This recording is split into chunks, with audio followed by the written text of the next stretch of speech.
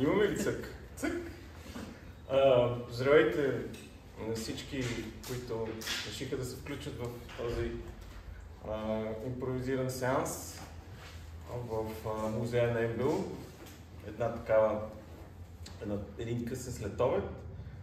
Днес това, което ще се случи, ще бъде нещо между лекция, дискусия и нещо, което не знаем точно какво ще е.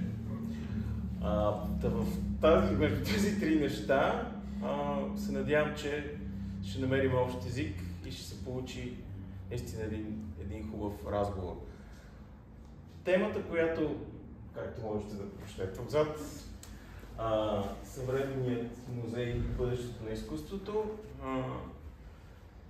и нашия лектор Боян Манчев днес е свързана с участие с неговата книга. Показвам камерата. Книга. Краят на съвременното изкуство. Но разбира се, с конкретен акцент върху мястото на музея в този контекст на края на съвременното изкуство, с въпросително настояваме върху въпросителната. Може би последното, така, преди да му дам думата, ми се ще да кажа, че за формата, който бихме нарекли край, аз като историк, историците обичат да говорят за край. Създава им някаква особена такава, енергизира ги, да живеят около края.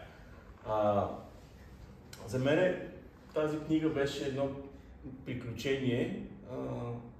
Водещия на предаването Култура БГ каза, че тя се изчава на един дъх. Аз не знам какъв му е дъха на този човек, да казвам. За да може да я прочете на един дъх. Но явно има такъв по-голям обем, такъв аеробен обем. Но мога да кажа, че на втория път, когато я прочетах, за себе си открих важни неща, открих важни думи и открих неща, които ми помагат в това мое ново приключение, свързано с музея. Така че искам много да благодаря на Боян за това, че по някакъв начин тази книга достигна до мен. И сега му давам думата, за да започне той неговата част. Много за поканата на доктор Методиев и на моите студенти, които така представляват музея на МБУ и на, разбира се, Ели Тодорова, които създадоха това пространство на ново и някакси го удовлетвориха. За мен това е много интересно и ще бъде нещо лайтмотив на това, което ще ви кажа днес. От друга страна, действително книгата по някакъв начин е повод или претекст. Още когато доктор Методиев разбра, че тя ще излиза, той така щедро се обърна към мен с предложение да направим сеанс около нея. Но действително пък аз, стимулирам това, което вие правите, реших да акцентирам върху проблематиката на съвременния музей. И то без въпросителна, т.е. няма съвременния музей и бъдещето изкуство. Само тук, понеже те си разменили посвещение, пък аз не знам какво съм писал, няма да показвам на камерата, но има и подзаглавие или бъдещето на изкуството. Нали? Така че, понеже един художник, Лъчезар Бояджиев, при който ходихме с студентите, каза, когато прочетах прототипа на тази лекция преди 7 години в Градската галерия, и той ми каза, първото, което ще изчезне е въпросителния знак. И така и стана. Всички казват, книгата края дори в това Култура БГ, така е представено, книгата е края на съвременното изкуство. Тоест, афирмативният елемент много се харесва на провокацията, а не на критическото питане. И от тази гледна точка, моят въпрос към доктор Методиев като историк също е какво правим с въпросителните знаци в историята. Тоест, кой отсича края? Как историята на изкуството решава, че настъпи? Края настъпва, това е моят любим пример. Когато се спореше, кога започва 21 век, имаше такова нещо около 99-2000 година. Много философи се изразяваха, еди как се, еди, що си. И човек, който даде най-адекватния отговор, беше един столичен пияница, който седнал така на стола, журналистите ти казва: кажете сега, кога започва според вас новото хилядолетие? И той казва: вие ще ги тия 2 каси бира. Кога започвам аз новата каса бира? Като свърша предишната или като започна тази? Така че, това си го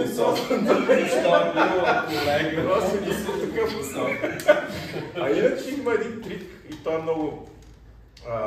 Какво прави Фукуяма? Фукуяма пише край на историята с въпросителна, пише статия с въпросителна. И издател каза: тази въпросителна ще махнеш. И Фукуяма викам: сигурно? Да, махнеш и въпросителната, ще виж какво ще стане. И той маха въпросителната и книгата излиза без въпросителната. Първата му статия, която е за края на историята, е с въпросителна. Сега въпросът е, ако Боян Манчев реши да махне въпросителната в някакъв момент, какво ще се случи? За второто след. Добре, но разбира се, този въпрос е сериозен и мисля, че доктор Методиев в анекдотичен модус говори доста сериозно. И това пример с този пиячен на бира, защото бирата е много вредно питие, това се знае от Имануел Кант. Имануел Кант, когато е чул, че някой човек е умрял, казва: сигурно е бил някой биропиец и пиячен на бира. Много е презирал тези пиячени. Защото са философи от конкуренция. Да не стане ясно. Така, въпросът днес обаче няма да е толкова около края, а по-скоро ще е наистина около настоящето, около съвременността. И доколкото това действително ново пространство предполага нови енергии, ние ще говорим за това, което се случва в света на съвременното изкуство днес, но от гледна точка на музеите. И след това вече можем да кажем и някои неща около тезите на книгата, които са свързани с музеите, но не само на моята книга, аз съм донесъл и други издания, включително на нашата програма в Нов български университет, около подобни проблеми. Така, съвременният музей и бъдещето на изкуството. Забележете, не съм казал музея за съвременно изкуство, съвременният музей има не толкова малък семантичен нюанс. Съвременният музей може да и съвременният археологически музей.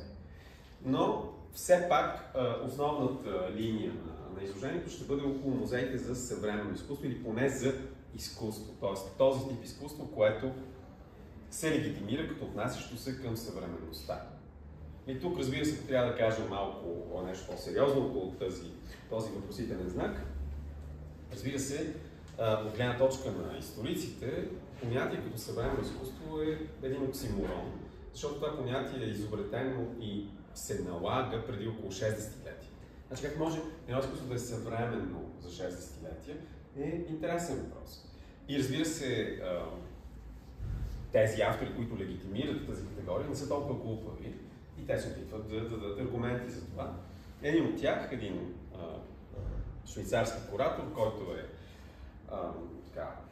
директор на една от галериите, които ще ви покажа, Serpentine Gallery в Лондон, в парка, който може би много от вас са посещавали в Хайд парк, казва така. Той казва: съвременното изкуство не е период, т.е. то не е историческа категория, а то е особена форма, аз малко преразказвам, особена форма на правилно изкуство, при което има особено отношение към времето сега.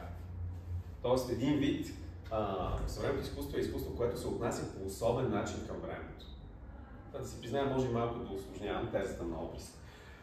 Моят проблем с тезата на Обрис, тя звучи много умно, той учил философия също. Аз го познавам не толкова добре, но все пак знам тези му качества.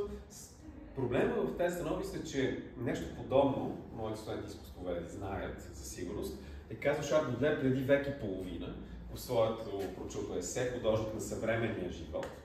Правилно преведено на български, въпреки на френски звучи "Peintre de la vie moderne", но какво означава модерно на френски, означава съвременно.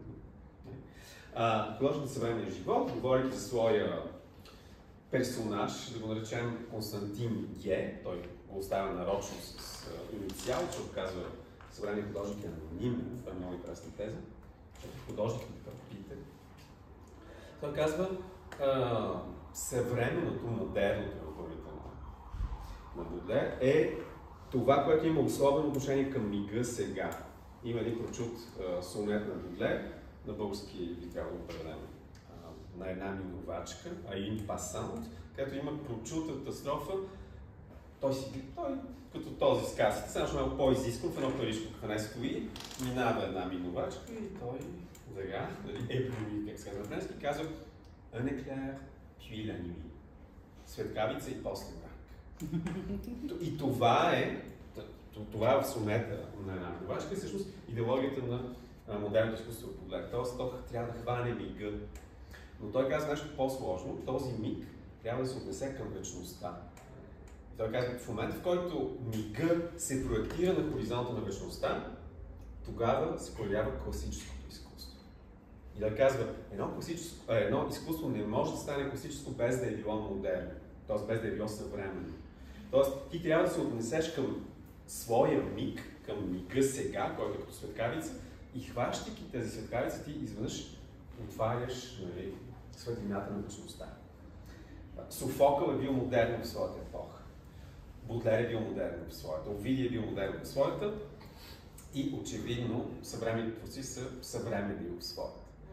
Бодлер казва да имитираш предшествениците, да имитираш механично, да влизаш в този академизъм в лошия смисъл, не в нашия, е жест на изпускане както на мига, така и на вечността. Тоест, при Бодлер има тази диалектическа идея на миг и вечност, която Обрис използва да легитимира съвременното изкуство. Така че най-хитроумните теоретици на съвременното изкуство не успяват да обяснят действително в какво съвременното остава съвременно за 60 години. Тоест, как това не е историческа категория и как не всяко изкуство, което правим днес, е съвременно. Веднъж една ваша колега ми обясни, аз харесвам изкуство, което се прави сега, но не е от това съвременното изкуство. Времето пак е съвременно, защото се прави в съвременността. Тук има един семантичен парадокс, който показва, че по понятието съвременно изкуство ние виждаме някаква специфична форма и съдържание, т.е. има някаква специфична семантика. И тези парадокси са в основата на питането ми по съвременното изкуство и както там става ясно. Това са един цикъл лекции, който аз на моите студенти в Берлин и от 10-летие водих тук на моите колеги, които ме бяха поканили от дружеството на критиците и така нататък. И това прерасна в книга. Но в тази книга една от основните трансформации, които аз изследвам, всъщност е трансформацията на музея за изкуство. Не само за съвременно изкуство. Трансформацията на музея за изкуство, която е изключително интересна и динамична в последните 2-3 десетилетия. Ще разкажа малко чисто статистика, без да ви давам цифри, преди да започна да ви показвам образа.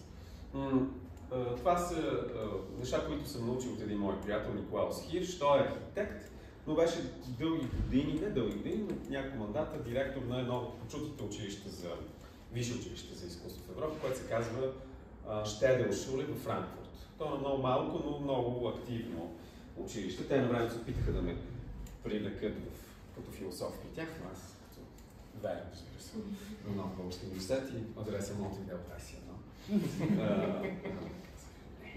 Франкфурт. И ще го разбира се, но Николаус, който беше архитект, той се занимаваше именно с проблематиката на музея за съвременно изкуство. И той разказваше много интересни неща със статистика. Примерно как, да кажем, в един класически музей 70-80 години на миналия век, изложеното пространство, експозиционното пространство, взема около 80-90% от цялостната физическа площ на музея. Знаете ли колко е експозиционното пространство днес? Изследването на Хирш показват, че то е под 50%. И това е страшно интересно. И въпросът е защо това е така, какво се случва. Хората нямат интерес към експозициите. Тоест, институцията на съвременния музей придобива някакви нови функции. И точно тези трансформации са особено интересни за мен и всъщност те са свързани малко и с този въпросителен знак. Какво е характерно за това съвременно изкуство, какво представлява институцията, която се занимава с него и как ако едно изкуство е в настоящето и в съвременността, то вече има и музей. Значи модерното изкуство никога, когато е било в апогея си, знаете, те си правят, нали, изгонени се от салона, правят си алтернативен салон, ма не, говорим от импресионисти, винаги са били в разрив с институцията. Перформанс артистите в 60-70 години ще ви дам примери за това. И изведнъж сега се оказва, че ние имаме хем съвременно изкуство, хем музей за съвременно изкуство. И това е много интересно. Колеги художници, отново няма да стигнем имена, се бяха обидели, когато в България направиха, в София, извинявайте, направиха Арсенала, нали, го бяха кръстили музей на съвременното изкуство. Така сказано, това е като мавзолей, нали, то е на съвременното изкуство, трябва да е за. И този семантичен нюанс обаче е интересен, че не е на, т.е. ти не слагаш изкуството в музей, това е неговия музей, а то е за, т.е. той е предназначен за. Нали? Т.е. това е една особена функция на музея, т.е. той не е просто музей, който събира, излага и е на нещо, музей на МБУ. На МБУ, нали? А е музей за МБУ. Да, така хубаво звучи. Обаче, да, но това е малко линията, която вие се опитвате да... Защото то е за. Също не ти това казваш, нали? То е за студентите, за. Така. Така че тази идея за мен е интересна, този нюанс между на и за. И сега, преди да мислим защо става това, тази трансформация с експозиционната площ, тя не е само физическа трансформация. Тя е симптом на много тенденции, които са не дори само не художествени, те са със сигурност социални и дори икономически тенденции, за които ще стане дума след малко. Но нека първо да видим малко образите, тъй като сме в музей и в музея не трябва да има само език. Това е нещо друго характерно за съвременното изкуство. Добре, преди да пусна. Какво правим в музеите за съвременно изкуство? Колегите знаят. Като отидат на изложба за съвременно изкуство, първото, което е инстинкта на зрителя съвременно изкуство, да търси кураторския текст, за да разбере какво да вижда. Той дава призмата, иначе ти, защото там има нещо, интелектуална операция, която ти с прост поглед. Ние бяхме наскоро на художничката Рада Булкова, известна руска художничка, живееща в Берлин, представляваща България веднъж на Венецианското биенале. И отиваме и виждаме едни много хубави костюми, седнали някакви хора, манекени на една маса, злато. И казвам, колеги, дайте да начнем текста да видим, това е много интересно, какво е това фантомаса. Нали не. И то там се оказва, че нещо за златотърсачеството, пък нали, златото, как създава стойност, много интересна рефлексия. Обаче тия хора са колеги, те са историци на културата, философи, нали, които работят с материални някакви процеси, художествени процеси. Така че, нали, не случайно, ето това е един от симптомите. В музей за съвременно изкуство, което няма текст, съм сигурен, че няма. Нали? Така, значи трябва да има място за текст. Значи, виждаме вече, привиждаме една фигура, която е много важна в този музей, това е фигурата на куратора. Всички знаете куратор. 60-70 години не съм чул някой говори за куратора на Лувъра. Как куратор? Куратор означава всъщност поредник. Това е поредник. Това е комисар на експозицион, сега ще казвам на френски. Комисарен на изложбата. Вижте, по съветски. Комисар на експозицион. Или революционен. По френските революции. Комисар. Извини, това е куратор. Нещо лечително. Това се чува. Така. Сега, започнал съм с няколко емблематични. Вие сигурно съм, че повечето са ви познати. Това е една галерия, която наскоро, като музея на и за МДУ, отворени скоро врати, така и тя. И те имат повече от една обща характеристика, освен че са отворени много, те и двете са имат прозрачни стени. Това е почутата Нова национална галерия в Берлин, която, както виждате, е създадена от Лудвиг Мис ван дер Роhe, един от иконичните архитекти на 20 век, която е всъщност едно пространство без тъмна стена, т.е. то изцяло пропуска светлина. Сега, това пространство само по себе си е експозиционен обект. За мен това е един от прототипите, затова съм го сложил пръв, след това ще видим много други. Значи, помислете, всеки от вас, който е ходил там, знае, че сега, след като се направи големия ремонт, отдолу експозиционното пространство е отдолу. Подземните, бункерите. Нали, което дава хубави идеи на някои хора тук в България, които се чуват какво да правят с разни подземия в центъра на София. експозиционното пространство отдолу. След малко ще видите една експозиция, която тече в момент по случайност и пряко свързана с моята книга. Новият директор на Нова национална галерия, значи нова галерия, нов директор, е една ключова фигура отново в света на съвременното изкуство. Той се казва Клаус Визенбах и е също така симптоматична фигура от гледна точка на процесите, които през неговата биография преминават. Той беше директор на едно пространство, което е почти такова като склад в Берлин, казва се Kunstwerke, KW, Kunst K, Kunstwerke, намира се на Аутоштрасе в Берлин, в една стара сграда или комплекс от сгради, която след падането на стената, която Берлин е фокуса на вниманието, много малко хора се отиват там, тя става, така се каже, парадигматична и иконична институция за съвременно изкуство. И този човек от един неформален, извинявайте, директор, какво стана? Стана директор на МОНА в Нью Йорк. Клаус Визенберг, така. От това отиде в МОНА и от МОНА, като ми се че мандата, се върна в Флоренс и се научи като директор на Нова национална галерия. Сега, и проблемът с Нова национална галерия е, че какво да правим с това пространство? Значи, отдолу си имате съвсем класически тип експозиции. В момента тече експозиция, която ще видите, и отгоре какво се прави? Прави се най-вече неща тип инсталация, перформанс, които трябва да е мега творба, за да изобщо да оцелее в визуалните характеристики на това пространство, защото те са много мощни. И давате си сметка. Вие виждате всичко отвън. Значи, тук виждате, тук е филхармонията, тук е Гемерде галерия, тук усещате това от гледна точка на щатска библиотека, на библиотеката. Нали? Тоест, вие виждате всичко. Нали? Това е много странно. И какво прави Клаус Визенбах? Аз бях на много хубав концерт. Щях да се превия, защото бяха, за да има перформативен елемент, концерт на съвременна музика, но това естествено Берлинската галерия може да си позволи, стена от огледало. Аз гледам какви хора върват срещу мен, понеже съм разсеян и си мисля за музика. И добре, че охраната ме хвана, аз щях чудо да вляза. Това беше много добре измислено, защото отвоява пространството, прави прозрачността, непрозрачност. Доста интересно и доста опасно.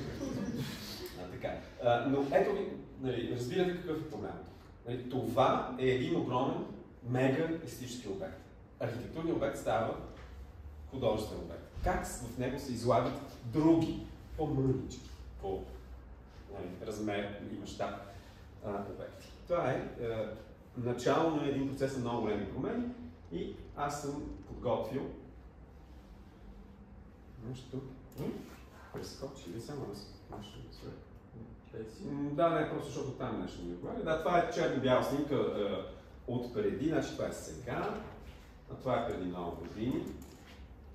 Явно по време на стената, виждате по автомобила, може да преценим. Така, и сега имаме 10 години по-късно, всички знаете, Център Помпиду в Париж. Център Национал d'Art et de Culture, Жорж Помпиду. Много малко хора знаят, че не всички казват Център Помпиду, но не знаят, че Центъра не е просто музей. Това е много важно да кажем, защото това също е първа годишна промяна. И това го знам от настояването на един от бившите директори, който беше директор на изследователския център на Центъра Помпиду. Значи Център Помпиду включва музей и изследователско звено. Тоест той е буквално разделен на две части. И включва много други фестивални звена, ИРКАМ, обществото за съвременна музика, което е изключително важно също там се помещава. Така че този иконичен музей, който е предизвикал, защото големи съпротиви постоянно си в Париж, както и Айфелското куло на времето, както много често пъти такива новаторски проекти предизвикат съпротива. Това е на място на старите хали в Париж и доста предистория. Този иконичен музей всъщност е по-скоро в началото музей на модерното изкуство. Защото тогава не е много утвърдено това понятие за съвременно изкуство във Франция и ще видим къде се появява тогава съвременното изкуство в Париж. Неговата архитектура също е впечатляваща и отвън и отвътре, въпреки че експозиционното пространство отвътре е по-традиционно в сравнение с това на Нова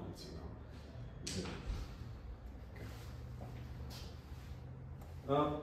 Още една иконична сграда, виждате предходното пък десетилетие, Това е Гугенхайм музея в Ню Йорк на Франк Лойд Райт, 59 година.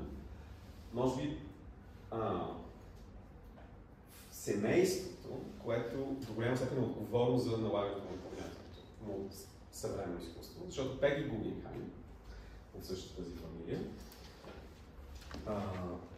ако не греша, започва да нарича своята галерия за съвременно изкуство. И то е свързано с, от една страна, вероятно, чисто колекционерски причини, тъй като тя събира много, така нещо, модерен арт, което също значи съвременно. Просто се подменя една дума с латински корен с друга дума. Има други хипотези, които тук дори на наши семинари и от мои колеги се изказват, професор Генова, професор Петя Александрова, свързани с дискредитирането или поне частично дискредитиране на термина модерно по време на Втората световна война. Той е много експлоатиран от тоталитарните идеологии. Тоест това не е невинен термин в никакъв случай. Така че при първото Венецианско биенале след войната, което се нарича биеналето на Пеги Гугенхайм, защото тя излага своята колекция, този термин започва някакси да витае без contemporary. Така че тази архитектура, тя е много зреща и отвън и отвътре, много нестандартна, както виждате, нямаме вече бял куб и пространството вътре е сложно. Това е много спираловидно пространство, някои от вас вероятно са го виждали. И веднага след това скачам. Тук явно има цитат на иконичната сграда на Франк Лойд Райт. За тази сграда също много беше изписан в края на миналия век на Франк Гери, само че в Билбао. Музей, в който милиони зрители ходиха, за да видят музея. Не знам дали да видят колекцията, но за да видят музея. Нали, тоест, тази динамика е много интересна. Музея за съвременно изкуство и музея за изкуство трябва да е иконична сграда, емблематична сграда. Тоест, сграда, която сама по себе си започва да създава значения и нещо, което може да наречем символен капитал. Между другото, ще върна само два слайда назад. Бях в Париж, аз дълго време съм в Париж, но бях там, когато се празнуваше 30 години от създаването на Център Помпиду. Мисля, че 2006 Париж беше. Значи 2007, извинявайте, 2007. И там имаше една статистика, която ме смая, значи, че за 30 години Център Помпиду, през него са минали зрители по-големи от населението на Бразилия, което е 180 милиона. Тогава всъщност. Значи, за да разберете културната индустрия, какви изменения, това е икономика. Ние мислим тук, че нещо туризъм. Нали, така, това е, може да си го заставим като цел. Колко зрители искат заедно да приключат. Първо да видим колко кандидат-студенти има. За да опита кандидат-студенти, които са закъсняли. Те се бутат на направо и не ги пускат в момента. Така да се върнем. Сега, тук това е нещо, което може би излиза от този цикъл, че виждате, той е отворен 99 година, но това също е една стара сграда Art Deco на един Алвареш, мисля, че се казва, прочут португалски архитект. И тъй като аз съм имал някакви дейности свързани с този музей, който някакси сантиментално чувствам близък, но той е пример за преустройство, преработка на стара съществуваща сграда, както в български случай с много от големите музеи. Бившия Конарт, станал дворец, станал Национална галерия, бивша печатница, станала Квадрат 500 и така нататък. Тук имаме, извинете, имаме една подобна динамика, не знам защо обаче. Има нещо тук. Да, а сега, само да видим да прескочи нещо само. Да, добре. Това е галерия, която споменах. Serpentine Gallery, която също е един парков павилион. Вижте, дори по някакъв начин прилича на обсерваторията в Борисовата градина. Това е паркова архитектура, нали, много стандартна, много красив павилион. Защо го показвам? Защото Ханс Улрих Обрис, който се цитира преди малко, този колега, който е между един от идеолозите, трябва да го кажем, не е просто куратор. Той е един от идеолозите на това, което се разбира под съвременно изкуство днес. Той е част от един брат, който настъпи края на 90-те години и е свързан много с фигурата на този автор, Никола Полио се казва, който написа една книга Релационна естетика, естетик релационелна, Relation Aesthetics, която стана изключително влиятелна и техния кръжец така започва да дава, така се каже, да задава парадигмите в пренаписването на идеята за съвременното изкуство, поне в първото десетилетие на миналия век. И веднага трябва да кажа, понеже тези неща, които аз съм изложил тук, аз съм започнал да ги работя много давно, значи още в 2003-2005-2006 година, до голяма степен критичния размах на тази книга до голяма степен насочен към това поколение на те са горе-долу мои връстници, куратори като Борьо, като Обрис. Като веднага трябва да кажа, че те по някакъв начин може би вече не са единствените, които задават тези художествени моди. Но това, което направи Обрис, той взе този павилион и го направи галерия, Serpentine Gallery, която има едно съвсем конвенционално изложено пространство, но той успя, това трябва да се признае абсолютно, той успя да направи едно от най-забележителните изложени пространства в поне Европа. То е малко по-голямо, с избора на изложбите. Значи той представи забравени художници, примерно най-голямата изложба на Джон Лейтън, един художник, с който аз тук пиша и съм разказвал на моите студенти, който създава много странна форма на изкуство, която е смущаваща. Той е чрез скул, това думата булк с обърнато на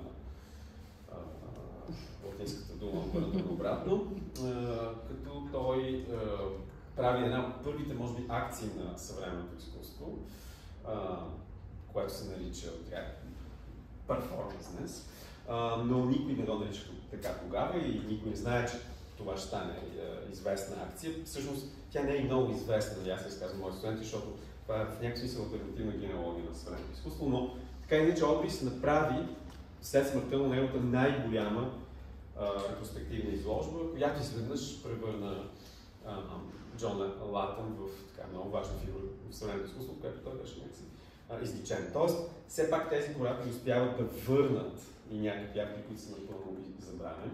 И как го постига това? Чрез фокуса върху институцията, чрез фокуса върху дискурса, който се произвежда около творчеството на тези художници. В случая на Джон Латън, там има една много интересна работа по самото понятие за време. Тя е направо философска работа. Неговият собствен апартамент е нещо като художествен експеримент, в който той работи с понятието време. И всъщност той беше спасен в последния момент преди да бъде продаден и пуснат от някаква италианска фундация, която инвестира в него и той съществува в Лондон като музей. Така, но това ви го дава само пример какъв тип неща прави Ханс Улрих Обрис. Но освен това той прави и много, нека да наречем, дискурсивни формати. Всъщност Обрис измисли един жанр, който стана парадигматичен в съвременното изкуство, но в него не се виждат неща. Защото този жанр, той го нарича самия дискурсивен маратон. Значи той, примерно, ако Методи не беше толкова любезен и мил човек, беше Ханс Улрих Обрис, който също е много мил и такова, но е малко психотичен. Да, точно така. През цялото време е така. Ще ме покани за 24 часа. Аз съм бил на тия събития 24 часа. И той вече, те всички са неадекватни, да самия Обрис е тотално неадекватен, и всички някакви зомбита. Примерно 24 часа в Фуко, само ще ви покажа, в Пале Токио, където беше сюрреалистично, уважаеми колеги. Значи влизате на 24 часа в Фуко и виждате страшно много двойници на Мишел Фуко. Беше ужасно да видиш. Не съм ходиш и всички са такива малко така BDSM сещат. Смисъл такива напомпали с кожени такова и пръснати. И аз идвам тук малко такова. И ставам с разни приятели философи. Защото там му тренира с мои приятели. Къде да им дръжта, не? И така, това е 24 часа в Фуко. И той беше, вижте какви пластове на обществото изважда. Не знам ли за кой трябва да направим да излезе някакви двойниците на професор Богдан. Не са бял двойници. Но това е интересно. Така. Това е за Ханс Улрих Обрис. Значи, маратони. И после се публикуват такива неща. Този жанр, който навлезе много мощно в съвременното изкуство. Сега ще видим други примери за това, извинявайте. Аз явно не натискам достатъчно силно. Не. Има някаква лекта за сечка. Да, аз оттам ще го искам още. Да. Така, казвахме къде се случва тогава в съвременното изкуство в Париж. Това, разбира се, случва много места. Но институцията за съвременно изкуство, това, тези вас, които знаете, прочутия Пале де Токио, което виждате, това е една архитектура, която някой може да каже днес, че е леко фашистка. Това е какво? Това е световното изложение и това е японския или токийския павилион. Нали, те са тия големи изложения, остават всички тия сгради и те ще бъдат опрасени и отдават за съвременно изкуство. И всъщност това е Пале де Токио, място, където се случва съвременно. Това е основната институция за съвременно изкуство в Париж, което чийто директор беше Никола Бурян. И обисите е правил много формати. Там сега ще видите отвънка, вижте как изглежда, нали? Какво ще се случва в Пале де Токио. Сега може би няма да веднага след това. Може би ще ви разхода малко напред и после назад. Не, тук. Пардон, аз вече не по-късно. Това е художествен проект, в който аз самия съм участвал. Реших, че малко наистично си търси собствени снимки. Но това е един наистина много известен съвременен художник. Казва се Томас Хиршхорн, швейцарец и той фотографист, който се възприема като много радикален политически художник. Проблемът е, че той прави тук революцията, само че вижте, да сложим барикада от гуми, Фляме Тернер, означава вечния огън, на нашия вечна революция, София да го сложим там. Нали, да поддържа огъня на революцията, проблемът е, че все пак това е една институция, която има бюджети с много лицата. Тоест, как има политическия проблем, тук за мен е очевиден. Нали, когато ще видим след малко френските ситуационисти, на които той се позовава, участват в движението на май 68, когато тези колеги правят революцията, аз бях там с други колеги приятели, говорим вижте по този огън. Така иначе, нали, аз казвам си известна ирония, но проектът е интересен. Вижте как той е трансформирал пространството на този огромен Пале де Токио. Не знам дали доктор Методик ще позволи последните да кажат, искам да направим едни барикади. Може би доктор Методик ще позволи, но Ели Тодорова няма да позволи. Тя ще застане като барикада. Така че вижте за какъв тип проект става дума и какво е това. Значи, това е една пирамида. Това е една дискурсивна пирамида, защото Хиршхорн кани 5 души, които да поканат всеки от тия 5 по още 5, следващите 5 по още 5 и така един месец. Аз бях, не си спомням от първите, получих тази покана доста рано, поканих 5 приятели и отидохме там да говорим. Но това е идеята за виждате, падем и емфазис само, т.е. това е като политическа пропаганда. Това беше в времето на големите стачки 2014 година, във Франция почти винаги големи стачки, така че виждате различни тези обекти, обаче Хиршхорн ги е правил. Между другото е много интересен пластик, той работи много добре и с пространство, и с материи, но и той влезе в тази много дискурсивна линия. Това е нещо по-рано на този Хиршхорн, само за да ви покажа, че той от много време се опитва да трансформира пространството или да саботира по някакъв начин институциите. Тук сякаш той е прочел един текст, който колегите изкуствени познават, на Дитер Лесаж, един наш приятел белгиец, който живее в Берлин, който беше казал, следващия документа не трябва да е в Касел. И те го чуха и направиха в Атия, някакъв двойник на документа. Защо? Защото по политически причини очевидно. И този Хиршхорн, когато го поканва в документа, той отива в бедните прегради, в които живеят най-вече мигранти и пришелци от Марокко и от Турция също, и прави Батай монумент. Разбирате, Жорж Батай. Той има много такива философски моменти. Спиноза монумент в Амстердам, Батай монумент, Делез монумент, много интересно, библиотека Жорж Батай, младежите от Прегледата наистина го изпълнят и са го използвали за да ползват безплатен интернет. Не знам дали се почели много Жорж Батай, т.е. пак има някаква политическа функция, но виждате как понякога социалните очаквания и политическите се разминават. Много добре говоря. Много добре говориш, да. И много добре не чух. Не. Аз казах Батай, казах много добре говори. Не трябва да спряташ да кажа. Ако много се разпростира... Много добре. Добре си говориш. Защото ви казах, дисогресивен маратон, не виждам някой да е много притеснен. Надявам се, че никой не очаква да го вече. Аз обаче потом ще го каза. Така, Музей на съвременната уметност в Скопие и там съм говорил. И между другото това е рождената ми дата, така че съм свързан с него. Великолепен музей. Можем само да... Аз. Да, извинявам. това е пак съвременното. Който ходи в Скопие, той е на хълма на града, просто имат огромен парк, който градското право на Скопие много с трудности удържа да не го застроят с някой паркан. Така че представете си, той има огромен парк. Вижте това нещо, доминира буквално от града. Тия там работи, те са построили с императорите там, и македонските императори, те са в подножието. Това е на върха. И това е оцеляло земетресение. Не, то е благодарение на земетресението. Защото, както знаете, след земетресението в Скопие, разрушителното земетресение, моят колега може да не знае, този град в някакъв смисъл има утопично ново начало, защото отиват чути световни архитекти, включително този Тенко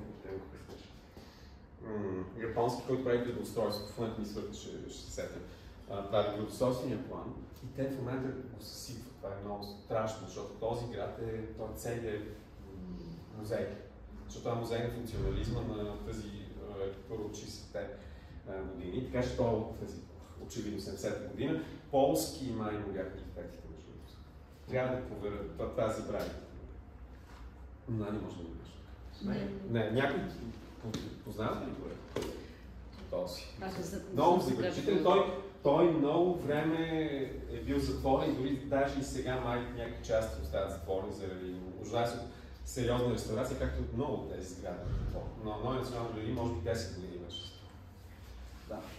Добре, следващия съм. Да, благодаря. Тук се почти в така. Сега, исках само да ви покажа, защото говорим за ексцентричен тип архитектура. Това е музей, който никога не съм виждал на живо, обаче ме фасцинира с идеята. В една песен съм го чула. Знаете ли го? В една песен така ли? Го има, да. Невероятно. Значи, в Бромадиньо институто Инхотим, Жарден Ботанико. Значи, това е ботаническата градина. Или това е ботаническа градина? Това е ботаническа градина. Значи не, извинявам се. Значи, може би все пак... Да. Знаем неудобно като експлоативен директор. Така, ето.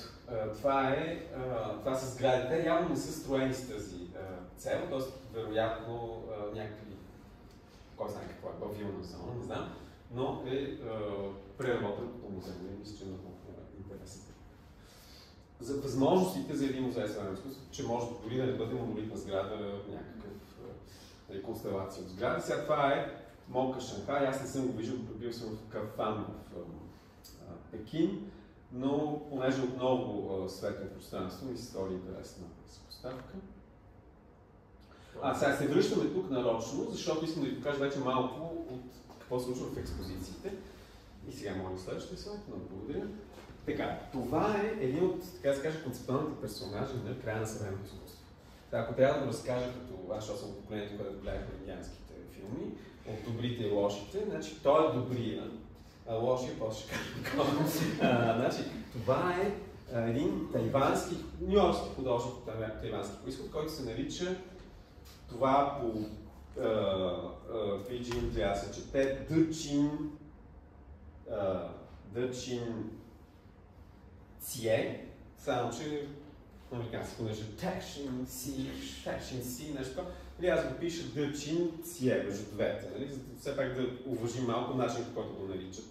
Но на български не би трябвало да не е това коректна транслиция. Дъчин Цие. Така. Този художник създава една форма на перформанс, нека да наречем, на жива акция, която днес е наричана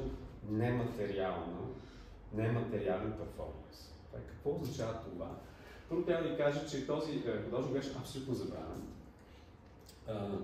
И един мой приятел, който е британски теоретик, куратор също, Адриан Хейтфилд, откри го и написа голяма книга за него. И благодарение на това той свърши веднага на следващата година, може би в МОМА. Клаус Визенбах веднага направи перформанси в МОМА и той беше първият художник, който беше изложен преди тези популярни и вече стане много поп направо акции на тази сръбската Марина. Преди не. Значи, Дъчин Цие. Какво е правил Дъчин Цие и какви стига нематериални перформанси? Значи това Все пак е материален, защото има обекти. След това ще ви кажа и за следващото. Това е в този момент, виждате, в Нова национална галерия. И това е страшно интересно, защото книгата ми излезе паралелно, горе-долу, на началото на изложението, без аз не знаех, не съм си наговорил с визията. Така, сега ще ви разкажа за тази инсталация, ако може само на този да видим още един-два слайда. Ето това е той. Сега, тази инсталация, това е изключително интересен перформанс. Отново, виждате, той се казва Time Clock Piece. По някакъв начин той също работи с идеята за време. Много мъчителен перформанс в някакъв смисъл. Знаете какво представлява? Ако обичате, само да ги видим още. Сега, ако се загледате, сега изкуствоведите всички имат отношение към образа, може да започнат да се досещат. Те даже то мисля, че половите, може би имаше дати. Значи за една календарна година Дъчин Цие се снима на всеки кръгъл час. Значи това са 365 дни, 24 часа.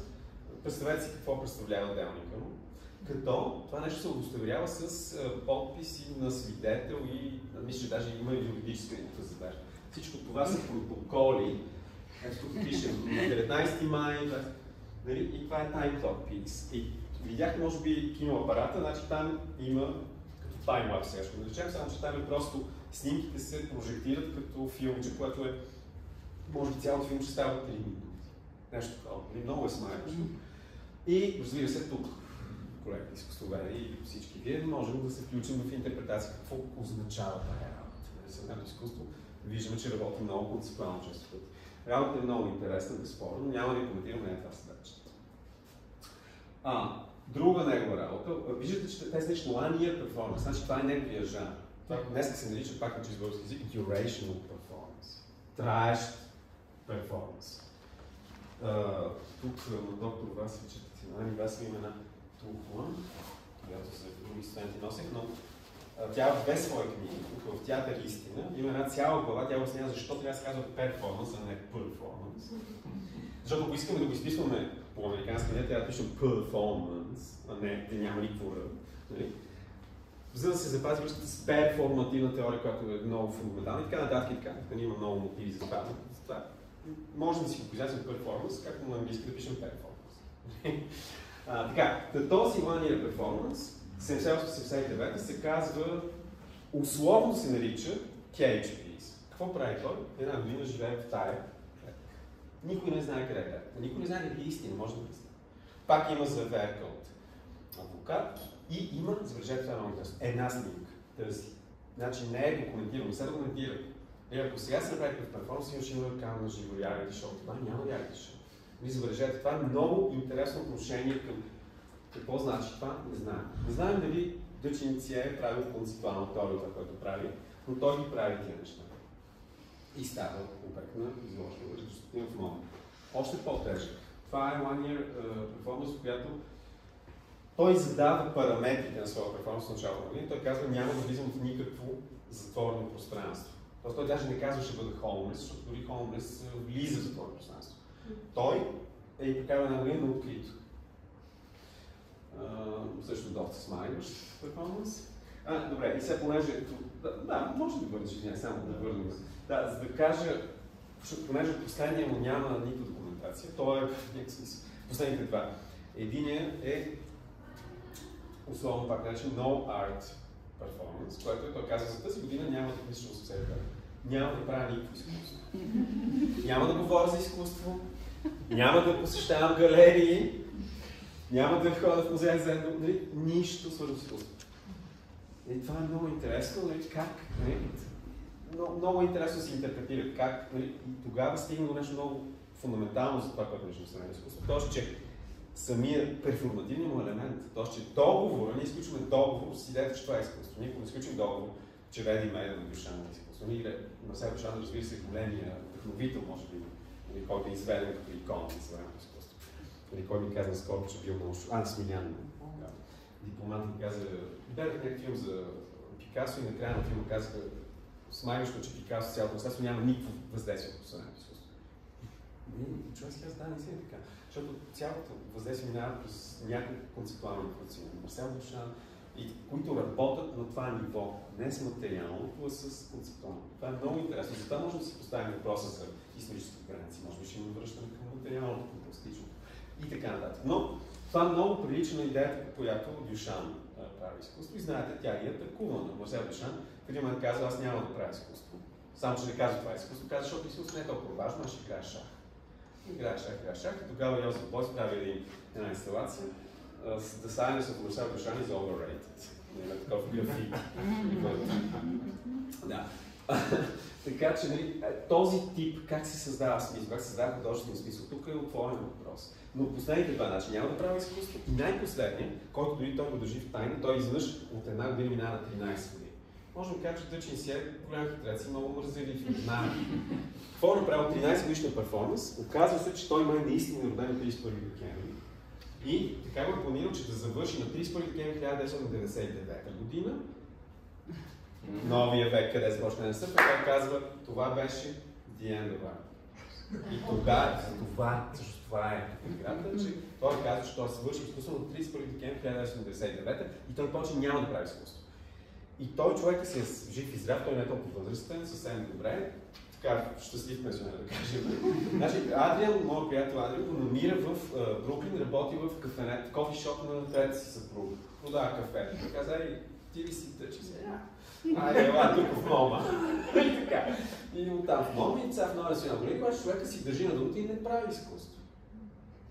Излага си там някакви архиви, нали? И много е интересен въпрос. Това е, разбира се, въпрос към Ели, към Методи, към всички студенти, които помагат и към всички вас, като хора, които мислят върху тия процеси. Как се излага това изкуство?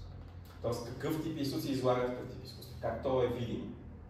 Една от големите теории върху перформанс арт, която е политическа теория, Пеги Фелн, американска критичка, казва, перформанс е едно такова революционно изкуство, защото то не може да създаде за стимул продукт, следователно не може да влезе в пазарен обмен, следователно не създава стойност, то остава ефемерно и прочее.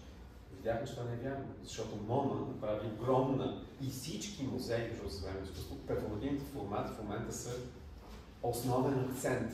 Тоест, все по-малко ходим да гледаме фотографите, ходим да четем текст и да гледаме видео и да гледаме архиви. Тоест, този феномен, феномен е много интересен от гледна точка на самата институция. Добре, сега предлагам да минем напред. Това беше добрия в моята история. Тук ще последва, отново се връщаме към Гугенхайм, защото тук нещо тук ще се случи. Ай, сега може да покажеш. Тук обаче това няма да го видим, колеги, въпреки че бих могъл да ви покажем един лик, че линка не работи. Ако има голям интерес, може да гласувам да го пуснем. Това е Тино Сегал. Той е в кавички лоши в моя разказ. Тино Сегал прави също, което прави Дъчин си, само че половин век по-късно. И преди няколко години беше вероятно популярният съвременен жив художник. Той не от тия, да кажем, които продават за милиони, а така от тия среди на съвременето. Тино Сегал обаче, той много рефлексивно се отнася към това, което трябва да учи сега. Той казва така. Няма да сключва договор с Гугенхайм, няма да се документира, няма да има видео, няма да има флайери, няма да има снимки, никаква документация. Тоест, това, което аз съм в YouTube, разбира се, абсолютно нелегално и те на всичко горе ги карат да се сварят. Ставате ли се? Тоест, той казва, аз няма да влизам дори в обмена на архива и документацията. Разликата между Тино Сегал и Дъчин си не е лош човек да учи по за труда си. Въпросът е, че той го представя като един много радикален жест, но той сключва договор. Да не остави архив, но Дъчин си аз това изследвах. Никой не знае, той не е получавал, не е имал грантове тогава на общината. Не. Абсолютно за идеята и за лудостта. И така още хора, както знаете, е този Гордон Мата Кларк, който може да е друг от добрите герои в тази история, сина на Роберто Мата, той прави с двама свои колеги и приятели един художествен проект според Бурьо, който нарича ресторанта Food в Ню Йорк и всъщност той е ресторант. И те готвят, но просто събират приятели хора и този обмен започва да мислят по форма на изкуство. Тоест готвят, защото това е някаква икономия на солидарността. А не, Тино Сегал сключва договор, ние не знаем колко е хонорарен, но няма никаква конкуренция. Така, може да го пуснем после, нали? И вижте какво е обаче текста. uniformed museum guards danced around the room singing. Oh, this is so contemporary. Това е всичко. Oh, this is so contemporary. Леко го се да, виждали сте? Да, и това е, нали? И така. Това, тъй като една от темите на книгата, нещо по-сериозно казва, трансформацията не само на изложено пространство, не само на типа изкуство производство, а трансформацията на механизмите на производство на стойност, символна, културна стойност, но и финансова стойност. Нали? И двете има рязка трансформация спрямо предходните методи. И тя също е симптоматична с някои неща. Това, което е много задачно в разговор с Обрис, напомня директора на Серпентайн Галери, е, че Тино сега казва, ние сме като ситуационисти. Тоест, ние създаваме ситуации. И въпросът е кои са ситуационистите, моите студенти с което знаят, вероятно повече знаят, ситуационистите са едно много крайно френско, не само френско, международно художествено движение, които обаче твърдят, ние сме художници, ние сме политици. Затова те създават SI, IS, интернационал ситуационист, като комунистически интернационал, ситуационист интернационал. И мога да ви покажа, ако обичате да свършите.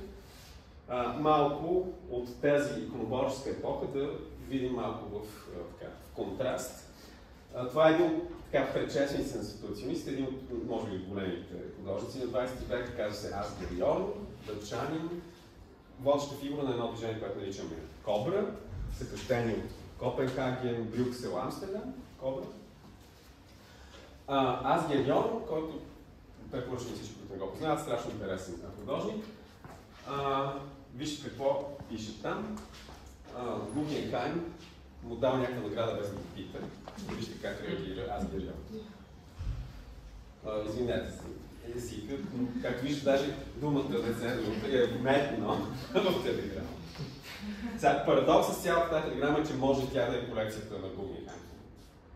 Няма, не, мисля, че в музея постоянно самия Асгер Йорн го оставя, за щастие.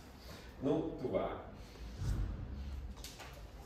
Това ситуационистите е една доста така проблематична акция.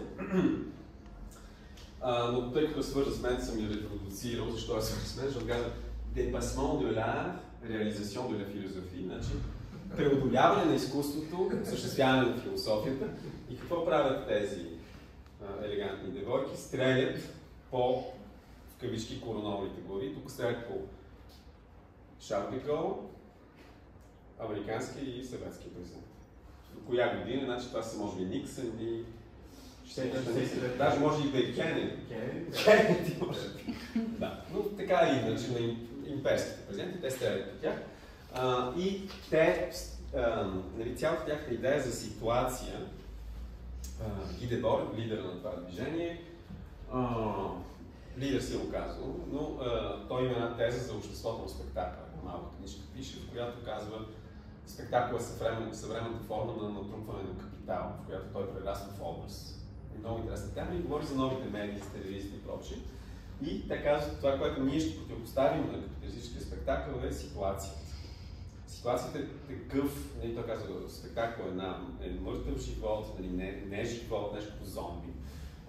Какво е ситуацията? Това е автентичният живот, който се завръща и това са човешките отношения. Тоест, това е малко прототипа на това, което десетилетия по-късно говорят Борион, Тино сега и прочие. И всъщност има все още кафенета в Париж, които са партньорката на Делиос, Ла Метод в Париж, мога да ви кажа къде се намира и така нататък.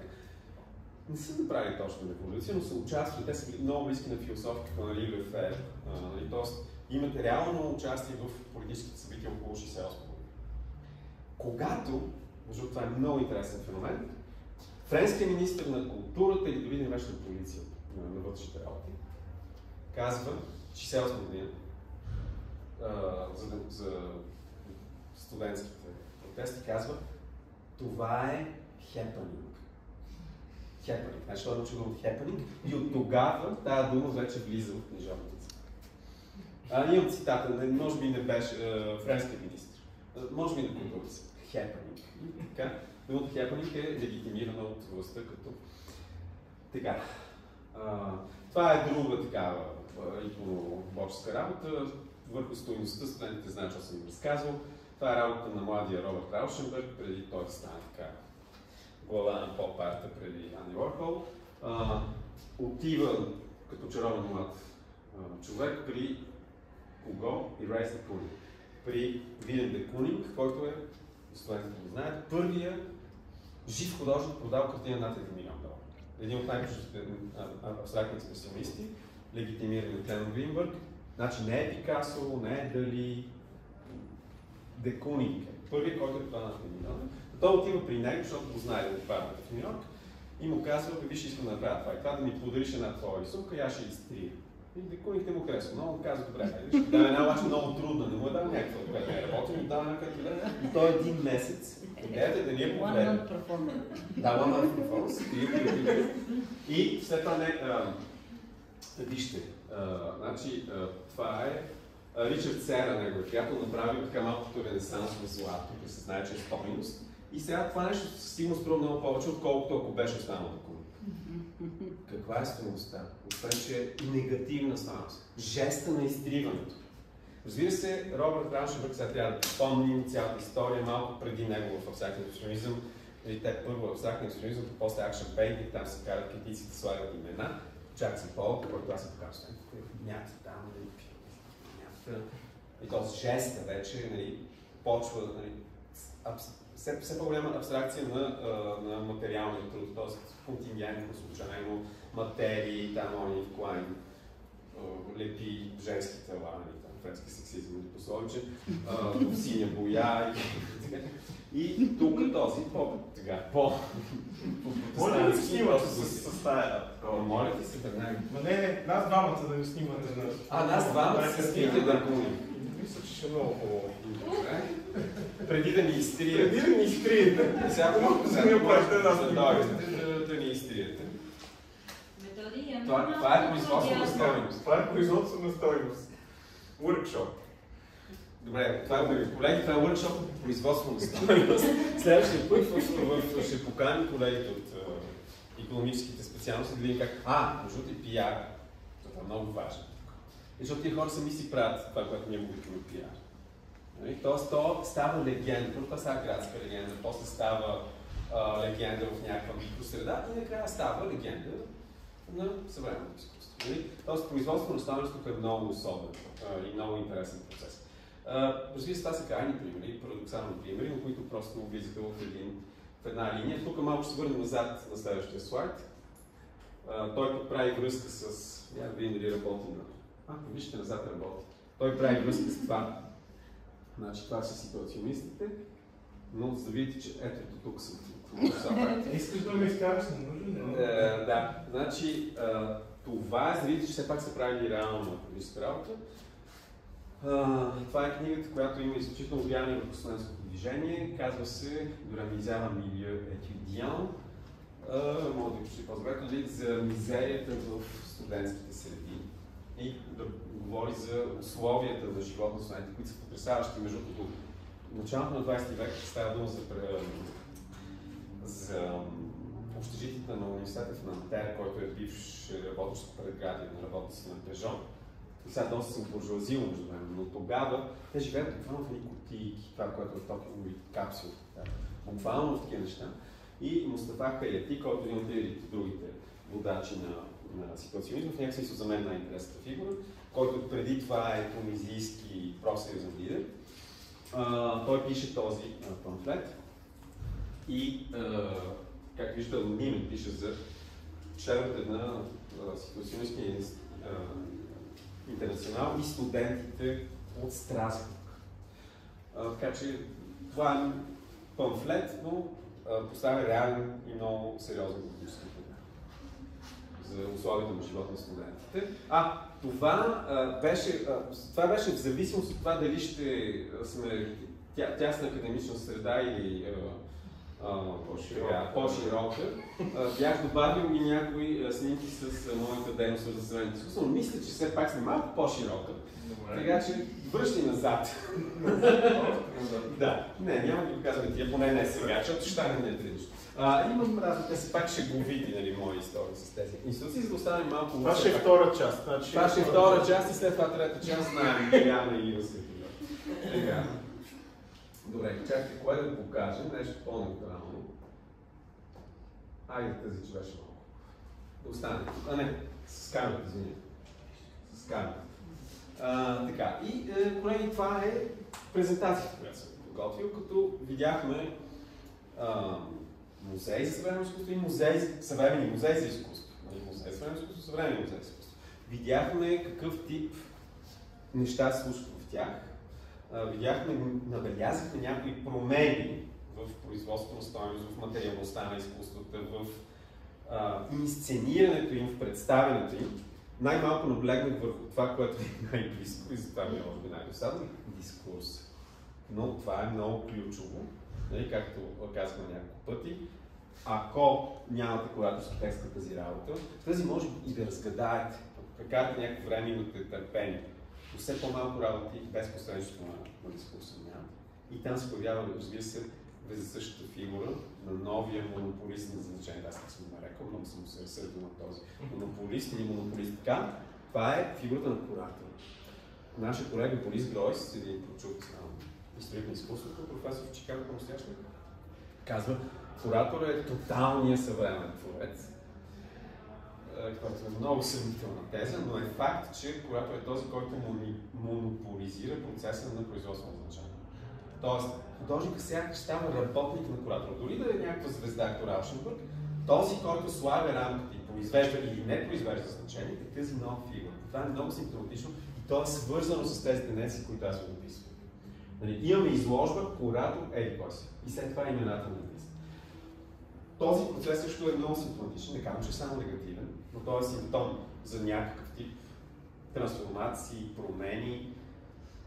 Няма да скачам много напред в моята аргументация. Книгата е издадена, налична, много от вас вече имат от мен получена, така че аргументът е изложен. Апропо, като го казваме пиар, да дойде времето за реклама, да кажа, че утре официалното представяне на книгата премиера в 7 часа в галерия Кооп. Това знаете ли къде? Това е ние бяхме с вас на булевард Янко Сакъзов, само че това са номерата, които са зад парка Заимов. То даже не е галерия, това е едно пространство и много интересно, между другото, може би за нашите студенти, защото виждам, че правят семинари с студенти, с принтове, с всякакви такива нови медии. И е Кооп, защото е кооператив, някаква нова форма на производство и на общност, и на икономическа стойност. Но аз реших там, защото по ред причини. Галериите, държавните, включително националната, затваря се, че хората трябва да работят извънреден труд. Там е на ръба на градините, ако не вали, може да се почака. Не случайно на 8, защото казах не преди нашата спирка. Не преди. Да. Толкова за сега. Предлагам обаче да отворим този разговор. Аз доста поговорих. Аз трябва сега да кажа много благодаря. Аз много благодаря пред камерата.